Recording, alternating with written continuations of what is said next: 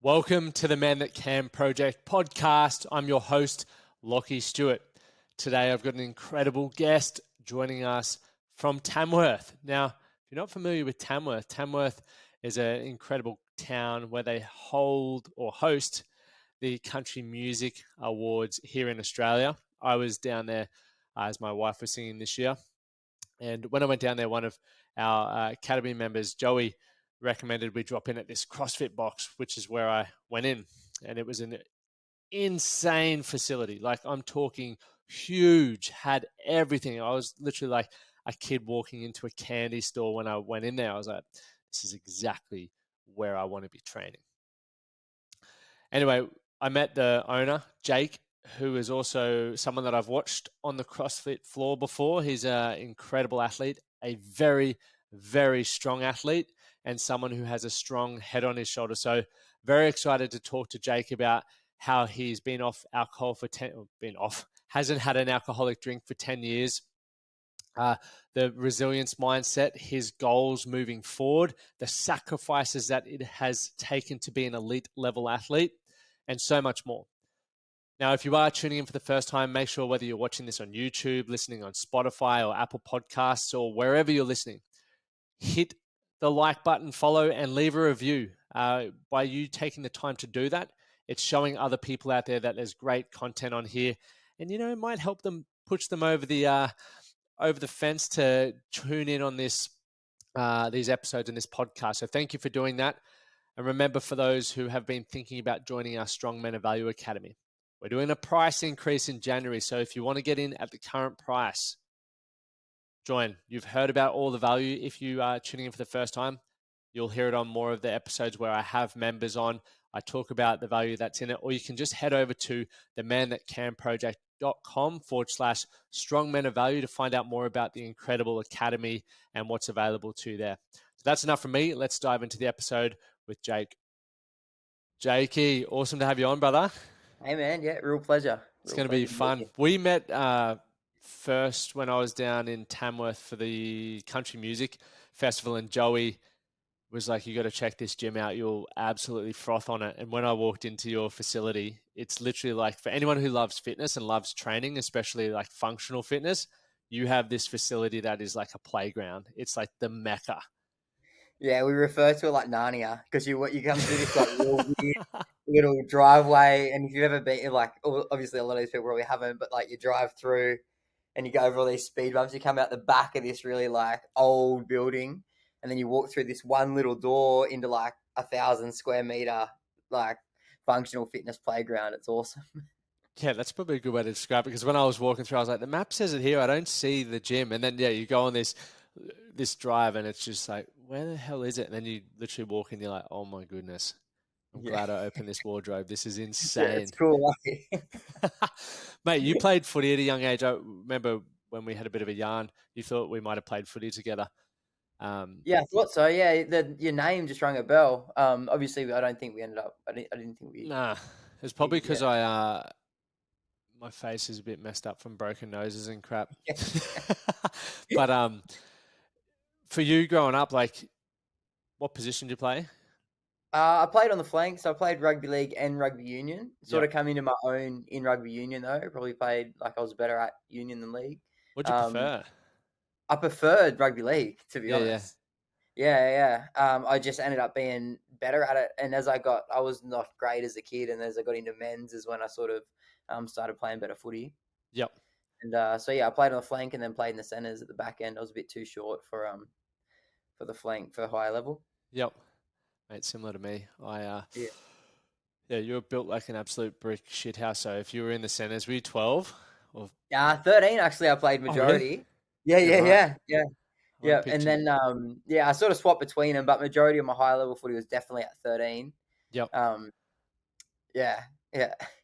I thought for sure you would have been just one of those ball carrying mongrels that just run through like a Marnonu sort of. Yeah, I definitely watched him and try and replicate him, but he's an absolute beast. You also now like have moved out of. You're not playing footy anymore, hey?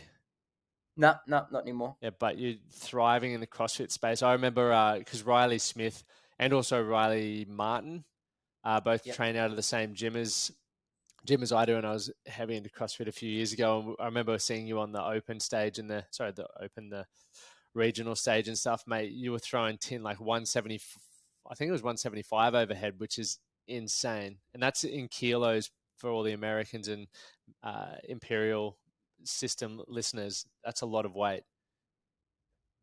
Yeah, weightlifting, love it. And just from like the rugby, like you come do strength and conditioning through rugby, and you're probably going to touch some power cleans and deadlifts and stuff like that at some point. And I Yep. always just preferred that style of lifting to anything else. So I found the Olympic lifts with CrossFit, it just sort of matched in really well that it ended up being a strength for me. Yep. What made you want to move into CrossFit then after rugby and weightlifting? I don't know. I was dabbling in weightlifting at the same time as I started to sort of compete in CrossFit. So I was doing those together for quite a while.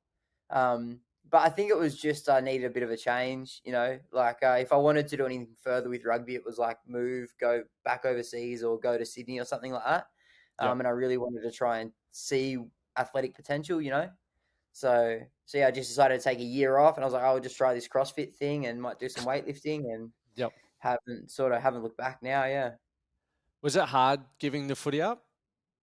Yeah, man, I love footy. I love playing it. I actually went back like that. I tore my ACL. I went back playing a couple of years ago, and I tore Yep. tore my ACL. Yeah, and yeah, I love it, man. I love like being around the boys and everything it brings. Like the training atmosphere and Yep. winning as a team is a really good feeling. It is. There is something about like being part of a team and like having a common goal. And I'm sure in Tamworth it gets bloody cold during the season as well. Where I was playing in Toowoomba and then I played in Europe as well, and going to training sessions in the freezing cold, I always hated it. But then everyone was going through the same suffering together in order to progress to the finals and hopefully win. It was good fun.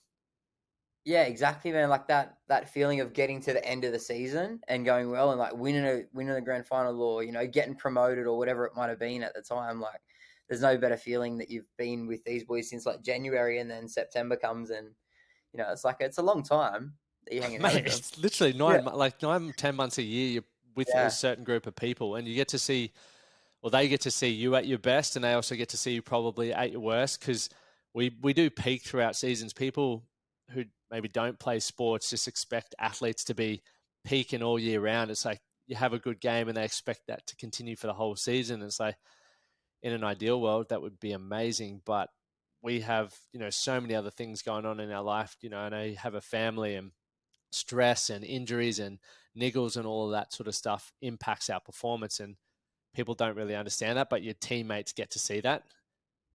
yeah, absolutely. Yeah, there's nothing quite like being part of that team. That's for sure. And what's your goal at the moment, like with CrossFit? And we were talking the other day, you've got some pretty exciting stuff you're focusing on. Yeah, man. Look, I just but the goal all along's been to make the games. Like, I think that's everyone that competes at the level that I compete at now. That's everyone wants to be there. So, and if you didn't want to be there, I don't know why you'd be putting as much time into it, if that makes sense. Yeah. So yeah, it's definitely the games. That's like the big goal, and then other than that, for me, it's at this point, it's like just figuring out what you're capable of. It's crazy. I've been doing it for this long and still improving in aspects of it. It's Yep. just your body's amazing, man. Like crazy. What do you feel like your biggest strength as an athlete is? Oh, it's just power output. I think like if you look at any workout that's like high power output or fast or sprinty, I'm usually pretty good at those ones. And I think Yep. that's like they're usually my best finishers. Yeah. Do you feel, is there anything where from a mindset point of view where you sort of thrive as well? Um, yeah, I just enjoy the tough stuff. I think like I do, and I think it just comes down to being good at that sort of workout as well. Like if it's high power output, it's going to hurt a lot. Yep. Whether it's like echo or assault bike or like sprints on a rower or something. When you're good at that stuff, it can be like a bit shit too, because you're like, oh, this one's going to hurt so much. Yep. But I really thrive on that. Like I've got that. I like to think that I've got the mindset of just do it, just make it hard. Like Yep. the sooner it's as hard as it can be, it won't be any harder than that. Yeah, for sure. What about the Yeah. workouts where they may not be your strengths? Because it's always easy to attack something you're good at. Like there's that certain level of confidence because it's your bloody wheelhouse. But when you're attacking something that you're like, this is legitimately not going to work for me at all, how do you sort of prep yourself for that, and how do you then attack a workout like that? Yeah, look, I think they're the ones that I try and play it smarter with, because I know that I'm a little bit heavier than some of the boys, and maybe some of those weaknesses are there and you're a bit slower. So I try to just focus on the little things through the workout, if that Yep. makes sense. So I'll try and really like pace it out. And then the mental side of it for me is like sticking to my plan, regardless of whatever anyone else is doing. Yep. So if I see someone take off and it's okay, just ignore them. That's the mental part of it for me. It's not about pushing really hard on that one in particular. It's like I need to run my own race. Yep. And I think that's sometimes harder than anything else, like put the blinkers on. Yep. It's definitely easier said than done as well, because when you're especially I think through experience, you learn to stick to your game plan more. But a lot of people won't even get into a workout because they've psyched themselves out prior due to their mindset or going, I'm not good at that. And I think that stems across all areas of life. And the reason why I love talking to athletes and training myself is challenging yourself physically or grinding out in a workout, especially one that is not your strengths. You get to learn so many things that are transferable into those other areas of your life. Yeah, 100%. Yeah, it's like that saying, comparison's the thief of joy. I try and use that like across the board of like, if it's in a workout, I know it's going to be bad.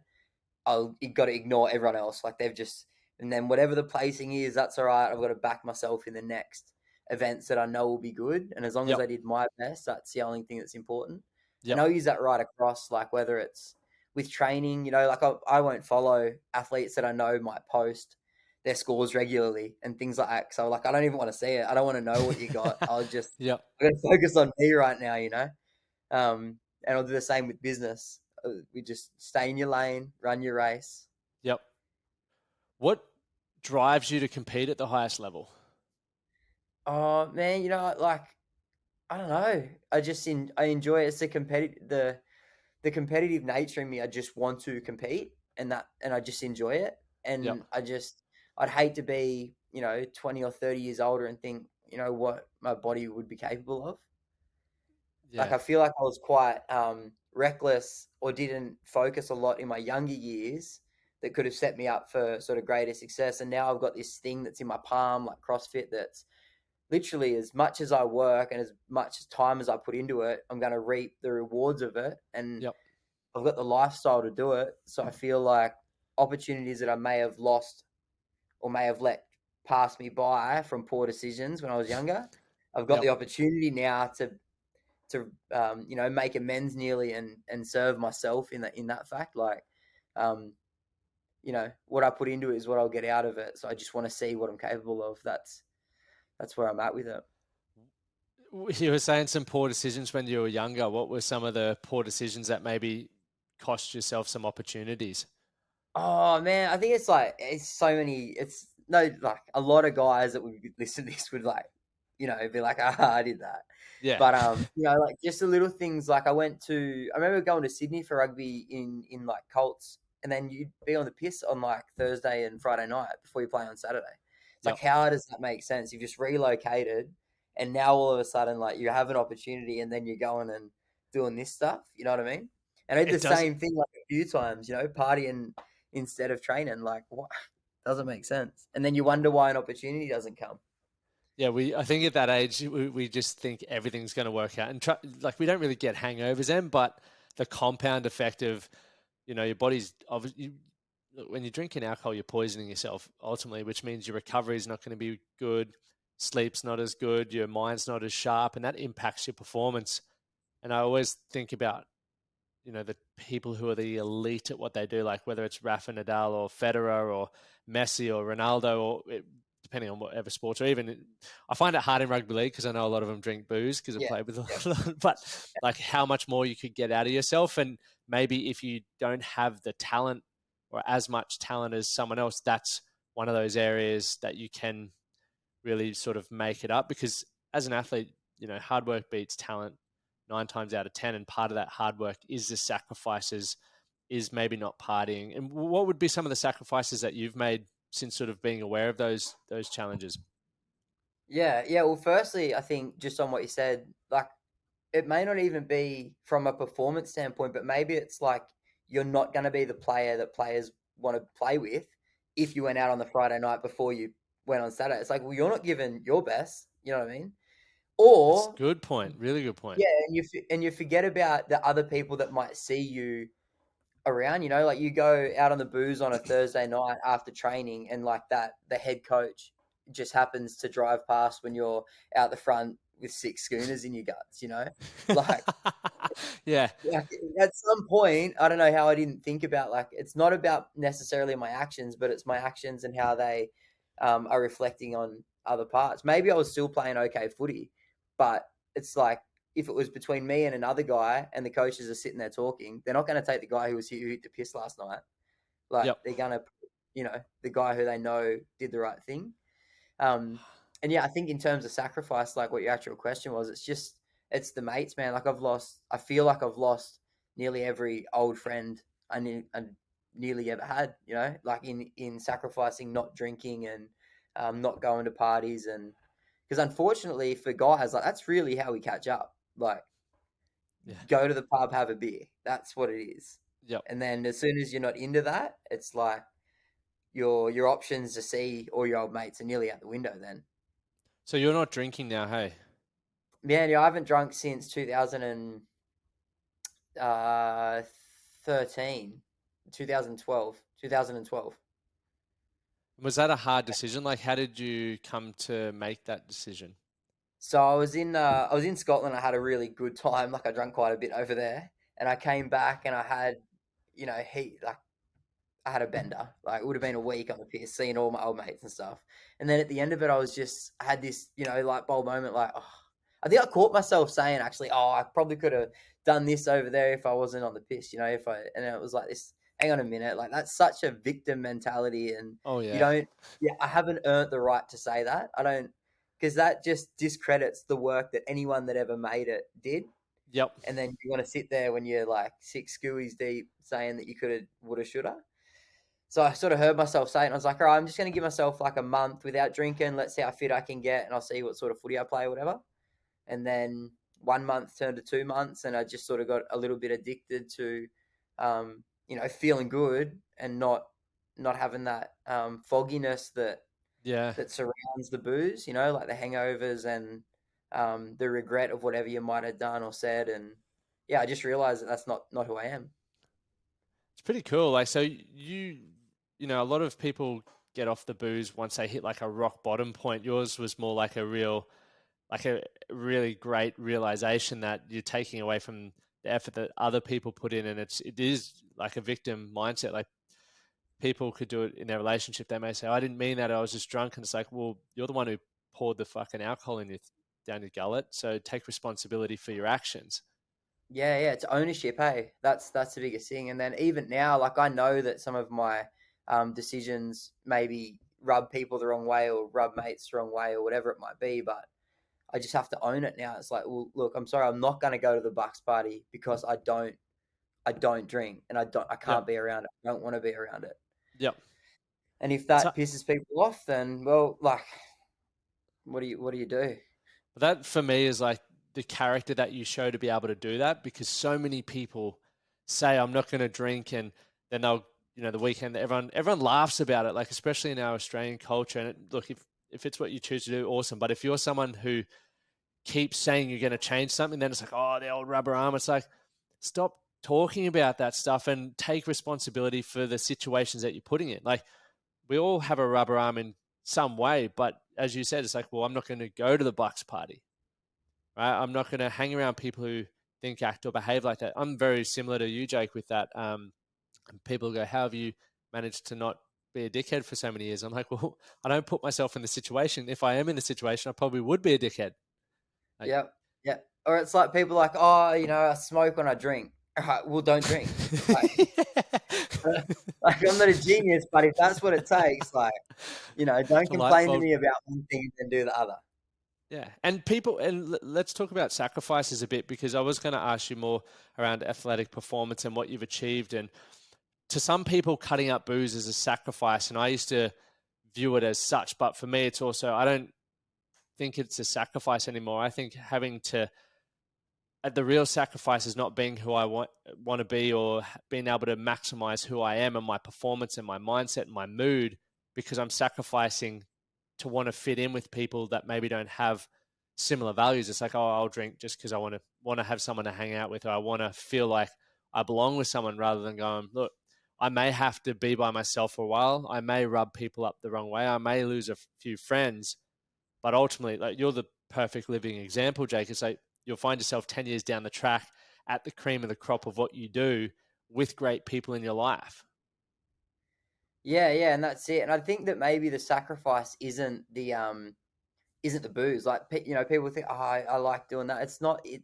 Like, you're attaching that to other things around it. Like, guys who like love going to the pub, they don't go to the pub because of the beer. They're going to the pub because the boys are around, and then they're all drinking the beers because they're at the pub. Like, Yep. that's just what it is, and that's the mentality of it. And like, that's the biggest thing I'd say of a sacrifice, is that those friendships of, you're just not bonding with them anymore. So you say no to a few things, and then you're not getting invited anymore.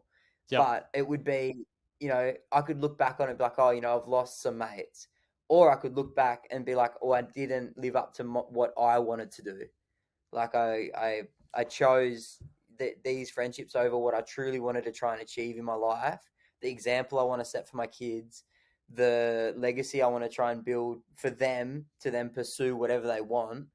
It just doesn't match up for me. So yeah, it's like, right, I'm gonna cut this, because the real sacrifice is, as you said, not living up to your potential.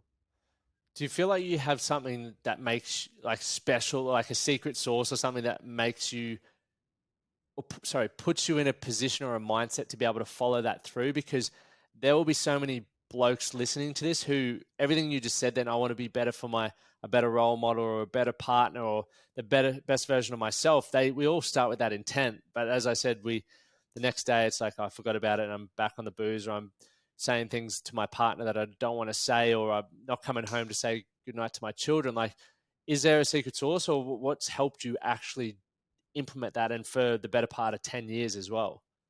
Yeah, I don't know. I think initially, like, I can remember before I actually stopped, I can remember for a year or two before that being like, oh, I'm going to stop drinking, blah, blah, and that same, storyline, the narrative that everyone tells themselves. And then I think eventually it got to a point where I was like, well, some people, what's the best way to say it? Some people get motivated by, like, getting talked up and being praised and all this sort of stuff. Whereas for Yep. me, like, I have to tell myself exactly how it is. Like, stop being a coward. Like, you're literally not chasing what you want because you're trying to please these people. Like, it Yep. doesn't add up. So for me, it's just that hard truth. And I don't think there's a secret sauce to it. It's just about ownership and honesty of, like, be honest with yourself. Can you look yourself in the mirror and be happy with it or not?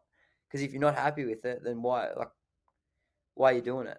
Yep. So I think it's not about a secret sauce. It's about honesty and ownership, and then everyone else can go and get fucked. Like, if it doesn't serve you, then, like, if they're not going to be happy for you to chase what you want to do, then, like, why? What's the point? Was there a period of time when you came to that realization, right? Because you then talk about people can go and get fucked, and I had that same approach. I moved towns.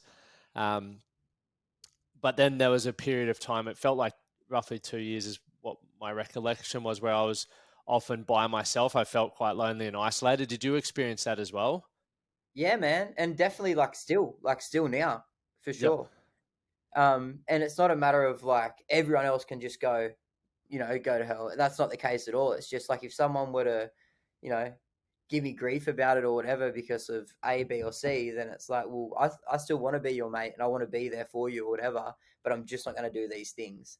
So if Yep. that's the only avenue for me to fit in or whatever, then, like, there's not much more I can do with it. So I'm just, and it's that, what do they say? Like, you have to be happy alone before you'll be happy at all, eh? Like, Yep. so I just think being comfortable and just understanding it. And I've got great people around me as well. Like, sometimes you might lose a couple to find a couple as well.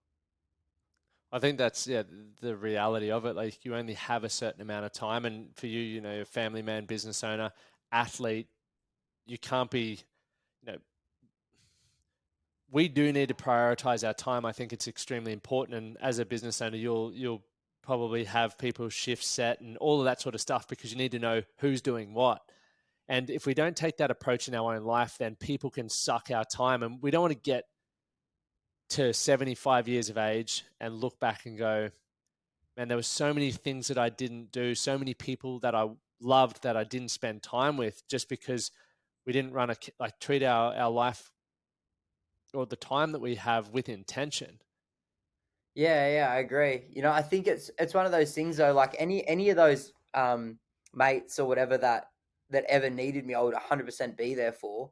But it's just I can't waste my time on that one thing or Yep. whatever. And it's not to say that hanging out with them is a waste of time. It's just the things that may circle around it. You know, Yep. like how long is that 6 hours on the piss? What's that gonna lead to in like 4 or 5 weeks or Yep. like as an athlete you prep for competition, so you might be building, then you've got the time off, but that could not fit in with other people's time off either. And unfortunately maybe they just don't understand that at some stages. But it's just unfortunately it's just the sacrifices that you make if you're chasing it. Same as Yep. business, like like for my business, like I try and give most of my staff that Christmas period off. That's probably when I'll do the majority of the work in the actual gym, through Yep. that time so they can have it off. Because the other time I'm out chasing my goals and they're in here working. Yep. So, It's good. and 90% of the population's got Chrissy off You're except working. me. Yeah. Yeah. It's definitely sacrifice, perspective, and having a clear, I guess, drive towards a purpose. Like you've found your purpose through what you're wanting to do and the goal that you've created for yourself and the plan that you're working. How Yeah, have yeah, you? that's right. Yeah. So I was going to say, how have you? You know, you've got a family. How have you got the buy and even your business, right? Like, because there must be an element of them seeing you train nonstop, going, "Fuck, does this dude ever work?" I don't know whether you experience that, but I know that happens for me. And it's like, well, I put myself out there. I took an initial risk to create a life that would be set up for how I want to live it. I didn't never had the dreams and ambitions to work 9 to 5. That wasn't who I was as a person. I want to live and I want income to do that, and I want to have a business that I love. And we all play roles to make that succeed. But for people seeing you obviously training, how often frequently do you train? Yeah, so we're 5 days a week with like 2 days sort of off, like two Yep. on, one off, three on, one off. And Yep. then anywhere from like 4 to 6 hours a day. And that would be just training. Then you've got your Wow. recovery and saunas and massage and, like, That's full um, time, man. Like full time. yeah, it's a full-time job. Yeah, 100%. But unfortunately, people may not recognize it as that. Like, oh, all you do is Yep. train, can't you do this? But yeah, man, like I think one thing that's really helped me with mine is that it's just that open and honesty, and we've built the team around it now. And it's just from the get-go of the people that we put in places in my business, in the gym, Yep. that they completely understand the trajectory that I'm trying to be on, Yep. what my goals are, and where they fit within that. And then Yep. we're a team unit. Yep. And realistically, like I probably employ two more people than I need to. Like if a business minded person sat down and looked at our stuff, they'd be like, you don't need those two people. Like, Yep. you know, but I'm willing for those two people to be there so I can do what I want to do and still have the family time. I don't want to Mm. be just working all the time. Like, Yep. so at the moment it's either I'm chasing the athletic dream or I'm hanging out with my kids and my family. I'll oversee what's happening in the business and I'll make sure that we're not, going south. But besides that, it's just that's the order of my priorities. It's like family, as long as they're benefiting from what I'm doing, and Yep. then athletically, I'm chasing it, and then it's the business. Yeah, so you'd say that was going to be one of my questions for you later on. Like, what are your priorities? Because some people who listen, there's a lot of business owners that listen to this, and they'd be like, "Why is he prioritizing training over his work?" But it's all connected. I think something that a lot of people don't understand or really take seriously is just how much our lives are connected, from the quality of your health to the stress that you have at home to the stress that you may have in your business, the fun that you're having. It's like it all leans on itself. And for you as an individual, Jake, from what I'm understanding, like, you're so passionate and driven and ambitious with your career that if that wasn't on the table, the business probably wouldn't be doing as well. You wouldn't be as great a dad as you are, because you'd have this, maybe this built up resentment as to, like, I'm not really pursuing my potential here. Yeah, I think so, man. And it's you know, yeah, exactly what you said. It's just so it's all connected. Like if you're not happy in one of those, like say most people have the three things, right? It's either their hobby that they have, and Yep. then their family, their business. Yep. And if they're not happy in one of those things, like it's just gonna crumble. So I try not to prioritize the money. I try not to think about it. I just because the as good as I am as a dad and as happy as my home life is, that's as good as I'm going to be able to train. And then Mm-hmm. as good as my athletic performance is, it tends to reflect on my actual business as well. Like it all serves each other. Yep. So Well, that's and, just the mindset I try and have with it. and I love that. And I think one thing for that is, like, to all the blokes out there, because I'm very aware, like we're very similar. Sorry, and I think how we live our lives.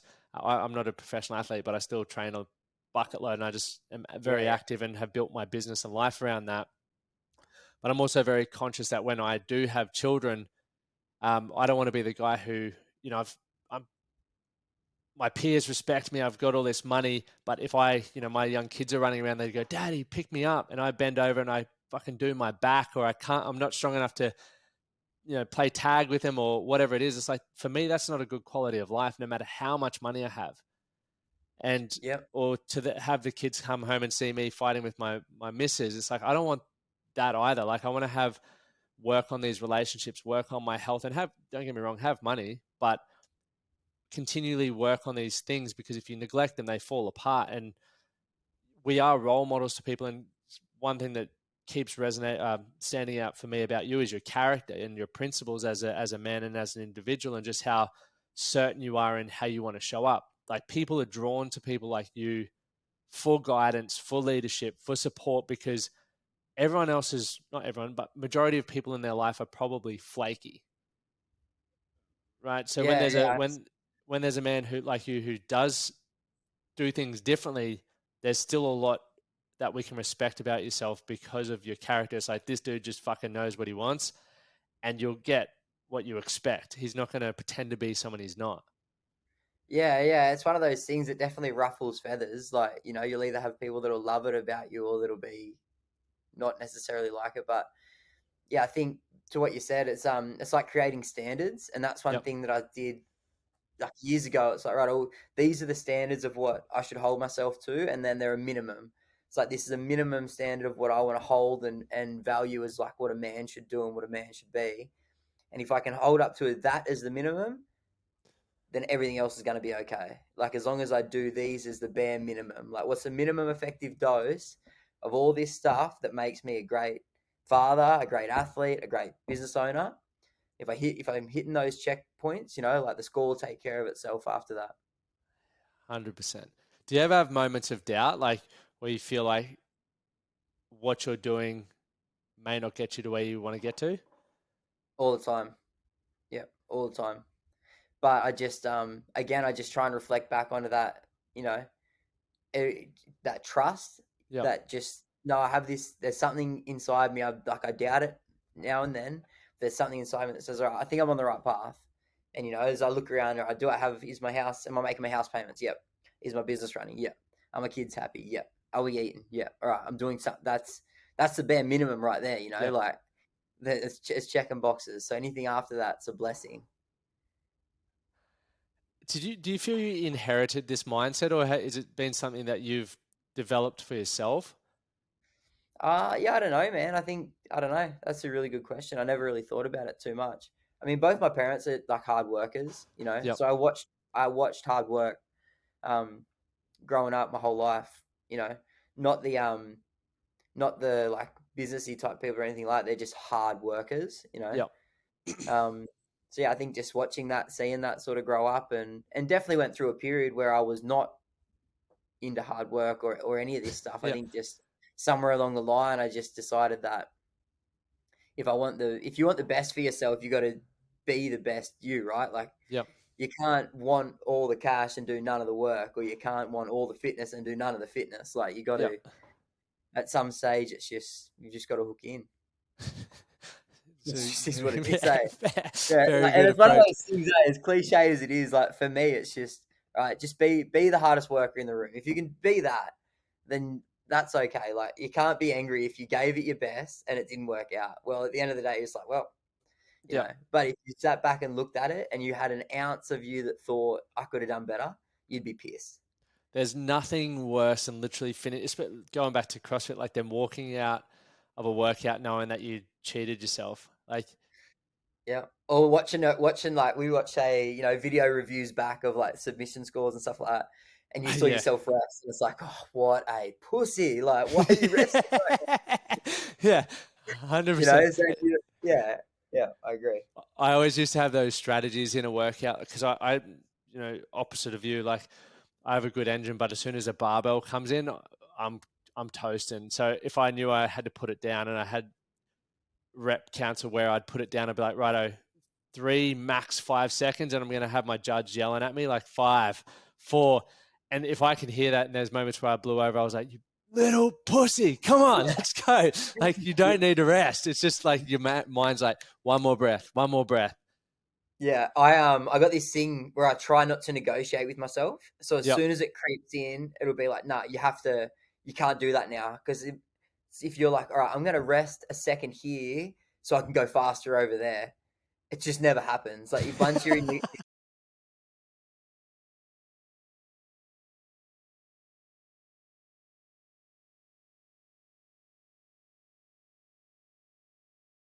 it's funny, man, the head games, eh? A lot of it comes down to just backing your decisions. Like when you start to understand what you want and your strengths, and also the flip side of that is your weaknesses, you can develop a really good plan. And this goes for all areas of life. Once going back to what you said before, how some people go, I always smoke when I drink. Well, don't fucking drink. It's not rocket science, mate. Like, win. Here you go.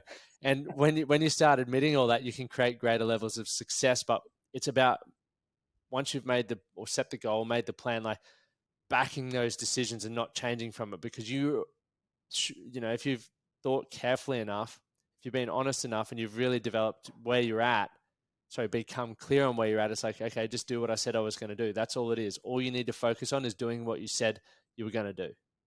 Yeah, it's just that next job, eh? It's that next job mentality of like, well, I'm here now. I've just got to do this now. All right, Yeah. I've done that. I've just got to do that now. Who are a few, whether people or even athletes, that you look up to or admire at the moment, if there are any? Yeah, oh man, there's so many, eh? Like so many.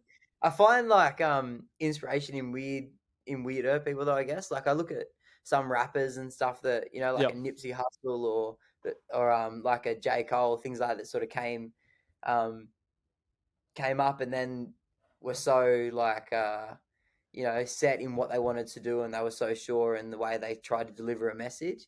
Yep. Maybe they've got a checkered background or whatever, but the message they were trying to deliver is what inspires me. Things like obviously like Kobe and oh man, like yeah, you could go on forever with like athletes like Michael Yep. Jordan. Like you could, I think I just see all those people and try and take little bits and pieces from who you might find like intriguing at the time. Yep.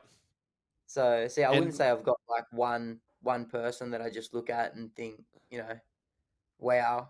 But I like all sports and like to find the individual athletes and yeah. I think that's a good way to look at it, because people may respect an individual and then they may do one thing. Use Will Smith, for example. Yeah. Like, has that moment, once again, which obviously wasn't the right thing to do, but a lot of people, that's just tarnished his whole image. And it's like, think about fucking don't throw stones, because none of us are perfect. All of us have our moments. And if you flip that perspective, it's like, okay, well, we all have our flaws, but we all have things, attributes, characteristics that you can take away. And that's why when you build a community or a team of people around you that bring out the best in you, they don't have to have everything. It's like people expect their partners or their spouses to fucking tick all the boxes. It's like, that's a lot of pressure to put on one person as we all navigate through life. So it's like, okay, well, what do you gain from this person? What can you give to this person? Okay, well, what do you need to get? I hang around people who, my training friends are different to my business mentors and are different to the people that I, network with on the weekends or hang out with on the weekends. It's all different, but they all add value in different ways. Yeah, and that's exactly you just hit the nail on the head. That's why I see that's where how I get motivated from people. Like I don't have that necessarily that one person. I'm like they're the GOAT, but it's like, all right, I can take this from that person and I can take that from that person over there, and I love how that person holds himself. And then you take these these principles from all of them, and then you've got your what you're trying to portray then. Yep. 100%. Yeah. And a final couple of questions, but like for you, how would you love, or potentially how do you even feel at the moment your family would speak about you? I don't know, man. That's a good question. I think my family, they'd say like, hopefully funny. Like I like to Yeah. try and make my kids laugh all the time. Um, yeah, and I think just hardworking. Like I think they see it. They know like dad's going to train. Yeah. My partner, like she sacrifices so much so I can do. Like we talk about what I sacrifice, let alone what my actual family also sacrifices. With me training so much or going away and competing and stuff.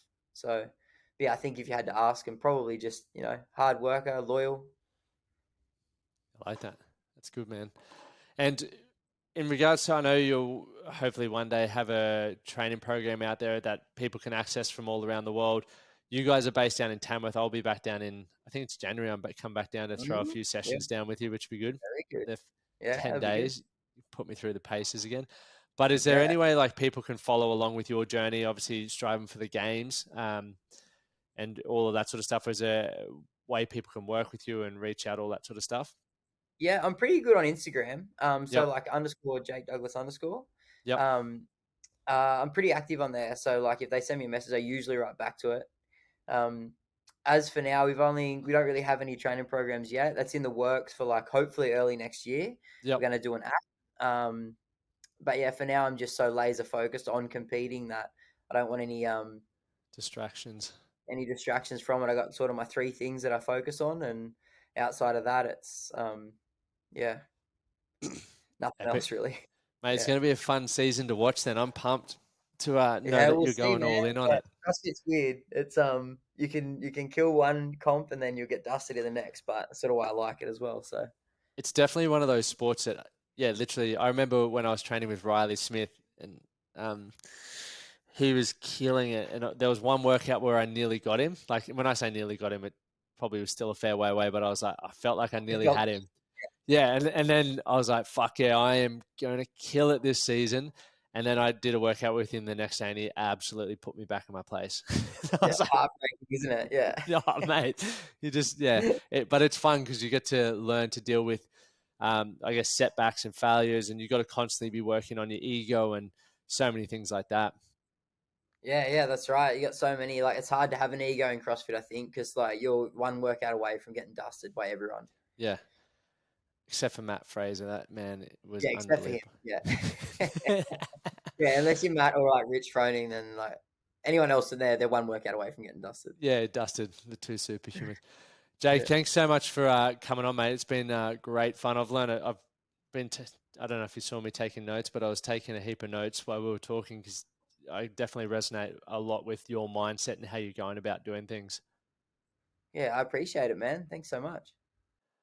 Thanks for tuning in to that conversation with Jake Douglas. Remember where you can follow him on Instagram. All of the links are going to be in the show notes there, so you can reach out to either of us. I'm going to leave you with this. Do something today to be better for tomorrow.